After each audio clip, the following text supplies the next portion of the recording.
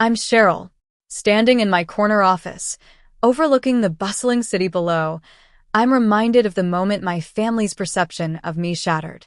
It was a pivotal morning when my cousin, Stella, walked into this very room for an interview, expecting to meet the CEO of Sterling and Grace, the most prestigious financial firm in the region. Little did she know, the CEO was me. As I sat behind my desk, Stella's confident strut faltered the moment she saw me. The color drained from her face, and she gasped, "Cheryl? What are you doing here?" "I'm supposed to meet the CEO." I smiled calmly and replied, "You are, Stella. Please have a seat. We have much to discuss about your application." This scene took me back to a family gathering at my aunt's elegant penthouse. Stella, always the center of attention, stood up with a glass of champagne and announced, "I've been invited to interview for the Vice President of Strategy at Sterling and Grace." They reached out to me directly. The room fell silent, and my aunt and uncle beamed with pride. My aunt then turned to me and said, "Aren't you excited, Cheryl? This is a real opportunity, unlike your little consulting business."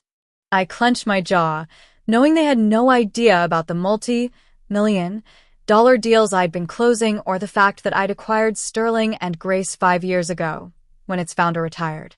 Stella giggled and said, "Your consulting thing is just a hobby, Cheryl. It's time to get a proper job." My uncle chimed in, "You're not getting any younger. Think about your future." On my way back to my luxury apartment, which they assumed I was renting, I reflected on my journey. It all started 13 years ago, right after I graduated from business school.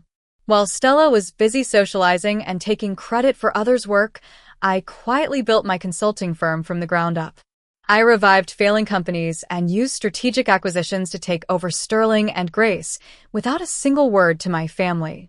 The night before the interview, I received a text from Stella. "You should visit Sterling and Grace once I'm hired. It's a real firm and you'll be impressed." I laughed softly, looking at the lights of the building from my balcony. I knew the real story behind her resume. The interns she'd scapegoated, the reports she'd claimed as her own, and the shortcuts she'd taken. I also got a message from my aunt. "Sweetheart, don't feel bad. Stella has more structure. Let us help you find something stable." I ignored it, just as I'd ignored their dismissive remarks for years. Back in the present, Stella stammered, "You can't be the CEO. You're just a consultant." I leaned back in my chair and said, "Actually, I own this building and several others. Sterling and Grace has been my company for years. Now, let's talk about your so-called achievements." As I presented the evidence of her falsified records and unethical behavior, Stella's composure crumbled. My aunt and uncle, who had rushed in to defend her, stood there in shock as I showed them the financial reports, news headlines, and acquisition records that proved my success. My uncle finally spoke up. "Why didn't you tell us?" I smiled sadly and said, "I did, but you never listened. You were too busy praising Stella and dismissing me." Stella tried to apologize, but I cut her off. "Your apologies are too late. You've spent years belittling me, and now you'll face the consequences." I then informed her that her application was rejected and that I'd be forwarding my findings to her current employer. Over the next few months, Stella's employer launched an investigation, and she was forced to resign. My aunt and uncle's social status began to decline as the truth about their unfair treatment of me became known. 6 months later, I received a hand-written letter from Stella, apologizing for her behavior and admitting that she'd finally learned the value of hard work.